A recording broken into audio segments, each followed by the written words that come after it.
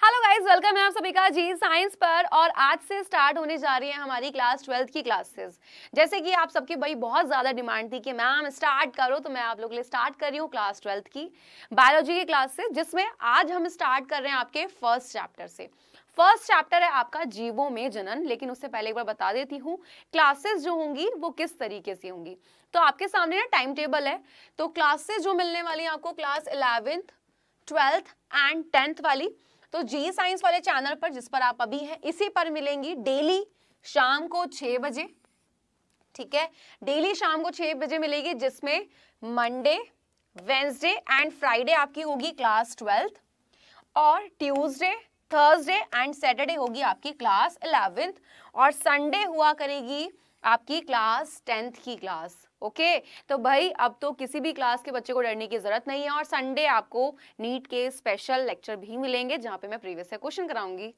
ठीक है, हैप्पी सारे भाई बच्चे खुश हैं। अब चलो तो स्टार्ट करें, फिर आगे बढ़े। यहाँ पर सबसे पहले आज आता है आपका, इस चैप्टर में आता है जीवन अवधि। लेकिन उससे पहले मैं आपसे यहाँ पे एक चीज पूछूंगी भाई, जीवों में जनन ये जो आपका चैप्टर है यहाँ पर, हाँ जी, जो आपका चैप्टर आता है जीवों में जनन, ठीक भाई, ये जो जनन की प्रक्रिया है ये करता कौन है? जनन की प्रक्रिया कौन करता है? मेरा आपका सिंपल से क्वेश्चन है कि जनन की प्रक्रिया कौन करेगा? भाई जनन की प्रक्रिया करेगा एक सजीव, है ना, क्योंकि जीव जीव किसके अंतर्गत आते हैं भाई? सजीव के अंतर्गत। ठीक है, अब कुछ प्रोसेस ऐसे होते हैं जो एक जीव को बनाता है सजीव, जैसे श्वसन की क्रिया हो गई। देख लीजिए एक बार ध्यान से, श्वसन हो गया आपका, उत्सर्जन हो गया आपका, जनन हो गया। ये सब प्रक्रिया वो हैं जो एक जीव को सजीव बनाते हैं। यानी कि ये वो क्रियाएं हैं जो किसमें हो रही हैं? जो एक सजीव ही करता है। जनन उसी में से एक है। तो जीवों में जनन, जनन कैसे कर रहे हैं जीव? हाँ जी, कैसे कर रहे हैं जीव बताओ? कहीं पे दो जीव होते हैं, कहीं पे एक जीव जनन की क्रिया ले रहा है। तो अलग अलग तरीके से इस सबको हम डिटेल में पढ़ेंगे। तो जीवों में जनन चैप्टर है। अब सोचो एक जीव जो है भाई, सभी की एज होती है ना, कि भाई इतने साल तक जिएगा, उसके बाद नहीं जिएगा।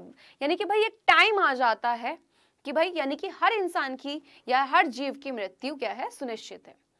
अब यहीं पर आता है जीवन अवधि। जीवन अवधि क्या होता है कि भाई अगर कोई जीव है तो वो कितने समय तक जीवित रहेगा।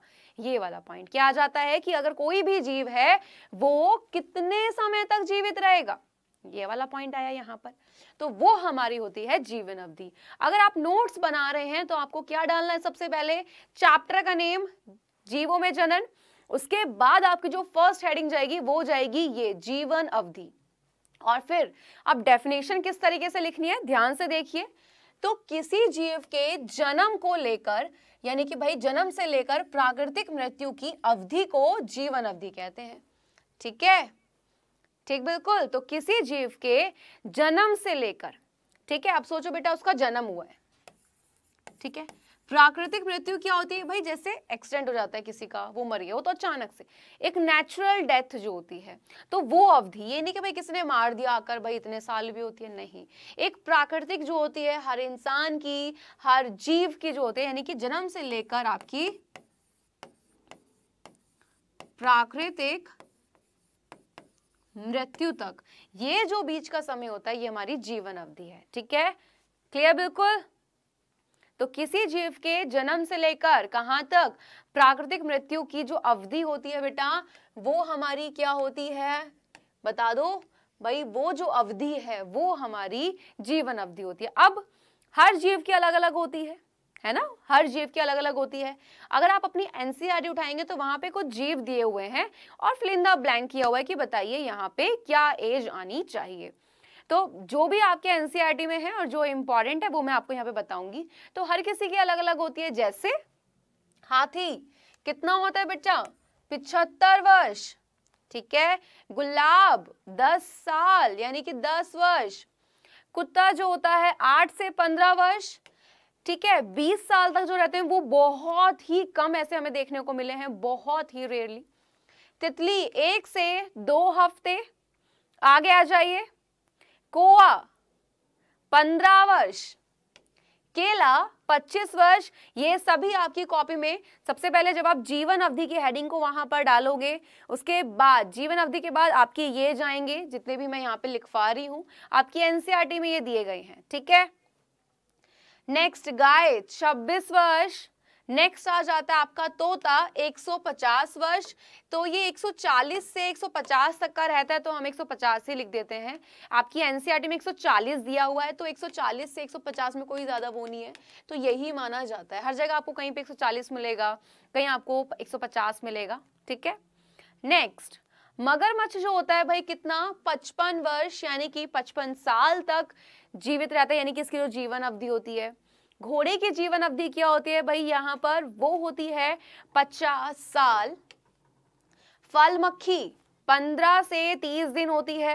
नॉर्मली आपको 28 दिन मिलेगा। अगर हम देखें तो भाई यहाँ पे आ रहा है बिल्कुल, 1-2 दिन ऊपर नीचे हो जाता है, किसी का कितनी हो जाती है किसी की, लेकिन 30 से ज्यादा नहीं जाएगी। ओके, धान 130 दिन, ठीक है। कछुआ 150 वर्ष, बरगद 300 से 500 वर्ष। तो भाई ये कुछ आपके ना यहाँ पे जीव दिए थे जिनकी जीवन अवधि यहाँ पर बताई गई है। जीवन अवधि आपको वर्ड क्लियर है। अब हमारा चैप्टर कौन सा चल रहा है, जीवों में जनन। तो फिर भाई ये जनन क्या होता है, ठीक है। जनन की अगर मैं परिभाषा की बात करूं तो होता क्या है भाई, देखो 2 डेफिनेशन इसकी यहाँ पे बेसिकली आपको पता होनी चाहिए। दोनों में से आप कोई भी डेफिनेशन बोलोगे वो सही होगी। पहली की अगर मैं आपसे बात कर रही हूँ जनन क्या है, तो भाई वह प्रक्रिया, ठीक है, वह प्रक्रिया जिसके द्वारा, ठीक है, वह प्रक्रिया जिसके द्वारा जीव क्या करते हैं भाई, जिसके द्वारा जीव अपनी संख्या में क्या करते हैं भाई, वृद्धि करते हैं, ठीक है, अपनी संख्या में वृद्धि करते हैं। या तो आप ये डेफिनेशन लिखोगे, या आप क्या डेफिनेशन लिखोगे, या कि भाई वह प्रक्रम या वह प्रक्रिया जिसके द्वारा, ठीक है, क्या कर रहा है भाई, जीव अपने जैसी, क्या कर रहा है, अपने जैसी समान संतति की, समान संतति की उत्पत्ति करता है। तो ये 2 डेफिनेशन है। अगर आप दोनों में से कोई भी बोलना चाहें, आप दोनों में से कोई भी लिख सकते हैं। देखो जनन क्या है, रिप्रोडक्शन क्या है, कि भाई वो प्रक्रिया जिसके द्वारा जीव क्या कर रहा है भाई, अपनी संख्या में वृद्धि कर रहे हैं। सोचो एक जीव है, उसने जनन की क्रिया करी है, क्या करा भाई, अभी 1 था, अब कितने हो गए 2। सोचो वो आगे जनन करेंगे, 2 से कितने हो गए 3। इस तरीके से संख्या बढ़ रही है, नहीं बढ़ रही है, बिल्कुल बढ़ रही है। या तो हम ये बोल दें, या फिर हम क्या बोल सकते हैं कि भाई वह प्रक्रिया जिसके द्वारा जीव अपने जैसी समान संतति की उत्पत्ति कर रहा है। अब इंसान इंसान के बच्चे को तो जन्म दे रहा है, बंदर बंदर के बच्चे को जन्म दे रहा है। बंदर जैसे भाई सेम ही तो दिखता है, कहीं ऐसा तो नहीं सुना कि भाई इंसान ने बंदर के बच्चे को जन्म दिया, नहीं ना। तो इंसान इंसान के यानी कि देखने में समान है। हाथी है तो भाई हाथी के बच्चे को ही जन्म देगा। तो ये लाइन यहाँ पे ये बताती है कि भाई वो प्रक्रिया जिसके द्वारा जीव अपने जैसी समान संतति की उत्पत्ति करता है। अब यहाँ पे 2 पॉइंट हैं आपके। सबसे पहला पॉइंट बेटा एक होता है जनक, ये समझ लो, जनक। आपके मन में सवाल आ सकता है, हम बिल्कुल बेसिक से पढ़ेंगे, बेसिक से सारे आगे के यानी कि पूरा चैप्टर टॉपिक वाइज हम लोग कंप्लीट करेंगे। जनक और एक आएगा संतति, ठीक है। जनक होता कौन है, जो जन्म देता है, जो जन्म देता है वो होता है भाई कौन, जनक यानी कि पेरेंट, ठीक है। संतति कौन होता है, जो जन्म लेता है, क्या होता है, जो जन्म लेता है। तो जो जन्म लेता है वो होती है संतति। तो ये पॉइंट को ध्यान रखिएगा, जनक यानी कि पेरेंट हो गए, जो जन्म दे रहा है, संतति यानी कि डॉटर क्या हो जाता है, जो जन्म ले रहा है। क्लियर। यहाँ पे मैंने लिखवाया था कि अपने समान संतति यानी कि भाई अपने जैसे किसी बच्चे को जन्म दे रहा है, ठीक, बिल्कुल। चलो अब बात आती है जनन के प्रकार। तो भाई जनन के कितने प्रकार होते हैं? देखो जनन 2 प्रकार से होता है बेटा, ठीक है, 2 प्रकार से। कौन कौन सा? एक होता है आपका लैंगिक जनन, ठीक, कौन सा होता है? एक हो जाता है हमारा लैंगिक जनन यानी कि सेक्सुअल रिप्रोडक्शन, एंड सेकंड होता है हमारा कौन सा? अलैंगिक जनन। कौन सा होता है बेटा? सेकंड हमारा हो जाता है अलैंगिक जनन। अब दोनों में डिफरेंस क्या है ना बेटा? बात आई कि मैम दोनों में डिफरेंस क्या है। तो देखो मैं एक चीज बोलूंगी, कुछ बच्चे सोचेंगे मैम ये तो हमने पढ़ा हुआ है, पहले भी पढ़ा था। तो बेटा अभी क्लास 12th में आप आए हो, अब जो चैप्टर में है वो तो पढ़ना पड़ेगा ना स्टार्टिंग टॉपिक से, है ना। और याद रखिएगा जो टॉपिक मैं आपको डेली पढ़ाऊंगी, फॉर एग्जाम्पल आपका फर्स्ट चैप्टर है जीवों में जनन, उसमें जो टॉपिक आया है सबसे पहला वो क्या है? जीवन अवधि और जनन के बारे में बताया गया है। तो मैं वही पढ़ाऊंगी आपको, और उससे रिलेटेड जो आपका एनसीईआरटी का क्वेश्चन है उसका आंसर भी लिखवाऊंगी जो उस टॉपिक से रिलेटेड होगा। ठीक, चलिए, तो जनन के प्रकार हो चुके हैं। अब यहाँ पर जान लेते हैं। सबसे पहले मैं आपको बता रही हूँ भाई कौन सा? आपका लैंगिक जनन। ठीक है, देखो बच्चा लैंगिक जनन क्या होता है? लैंगिक जनन वो होता है जहां पर 2 जीवों की उपस्थिति होती है, यानी कि यहां पर क्या होता है? लैंगिक जनन में 2 जीवों की उपस्थिति, ठीक है, 2 जीवों की उपस्थिति होती है, यानी कि एक जीव होता है नर, दूसरा होता है मादा यानी कि फीमेल, यानी कि एक मेल होता है एक फीमेल होता है। अब बात यहाँ पर आई कि मेल और फीमेल क्यों? क्योंकि भाई हमें जरूरत होती है इनके गैमेट्स की। गैमेट्स क्या होते हैं? तो बेटा हिंदी में हम उसको बोलते हैं युग्मक। क्या बोलते हैं हम उसको? युग्मक हम लोग उसको कहते हैं। अब आप सोचेंगे ये युग्मक क्या है? तो मैं बोलूंगी बेटा कि अभी जब लैंगिक जनन पढ़ाऊंगी तो डिटेल में भी बताऊंगी। अभी सिर्फ इतना जानो, एक प्रकार की कोशिका ही है, ठीक है, एक प्रकार की कोशिका ही है, कोई अलग चीज नहीं है। क्लियर है? ये जो है आपका एक प्रकार की कोशिका ही है, क्या? युग्मक। अब ये नर में यानी कि जो मेल होते हैं उनमें अलग होता है, और जो फीमेल होती है मादा उनमें अलग होता है। फॉर एग्जाम्पल मैं आपसे बात कर रही हूं मनुष्य की, ठीक है, किसकी बात कर रही हूं? मनुष्य की। तो भाई यहां पे जो नर होगा उसमें जो नर युग्मक होगा, ठीक है, यहां पे वो नर युग्मक क्या होगा? वो होगा बेटा शुक्राणु। क्लियर है? यहां पर जो मादा यानी कि मनुष्य फीमेल में मादा में जो मादा युग्मक होगा वो क्या होगा? अंडाणु। ठीक है, मादा युग्मक क्या हो जाएगा? अंडाणु। तो ये होते हैं युग्मक। अब अंडाणु सिर्फ मादा में ही मिलेगा, नर में नहीं मिलेगा, और शुक्राणु सिर्फ नर में मिलेगा, वो मादा में नहीं मिलता। यानी कि लैंगिक जनन कौन सा होता है? लैंगिक जनन वो जनन है जहां पे 2 जीवों की उपस्थिति होती है, ठीक है, जिसमें से एक नर होता है और एक वहां पर मादा होते हैं। नर में नर युग्मक की उपस्थिति होती है, मादा में मादा युग्मक। यहाँ पे एग्जाम्पल लिया है मैंने मनुष्य का। क्लियर? इंग्लिश में बोलेंगे स्पर्म और अंडाणु को बोलेंगे ओवम। अब ये दोनों जब मिलते हैं तो वो हमारी जो क्रिया होती है निषेचन, यानी कि इन दोनों का मिलना हमारी कौन सी क्रिया होती है? निषेचन की क्रिया होती है। ओके, तो अभी बहुत डिटेल में पढ़ना है, ठीक है। आज आपका फर्स्ट लेक्चर है तो इंट्रो वाला है कि भाई आखिर है क्या। अब यहाँ पे अगर हम बात करें भाई, सेकंड आपका कौन सा आता है बेटा? अलैंगिक जनन। ठीक है, क्या आ जाता है आपका? अलैंगिक जनन। ठीक, चलो, तो लैंगिक में हमने देखा यहाँ पे 2 जीव थे, एक मेल था एक फीमेल था। अब इन दोनों के मिले, सोचो भाई इंसान में क्या होता है? फादर है मदर है। भाई बच्चा क्या बिल्कुल अपने फादर पे होता है? नहीं, ना ही बिल्कुल अपनी किस पे भाई? मदर पे। दोनों के कुछ गुण आते हैं बच्चे में, क्योंकि उन दोनों से क्या हुआ है भाई? वो बच्चा उत्पन्न हुआ है ना, उनके युग्मकों के मिलने से। अब यहीं पर आपका जो अलैंगिक जनन होता है, यहाँ पर होता क्या है बेटा? यहाँ पर होती है एक जीव की उपस्थिति।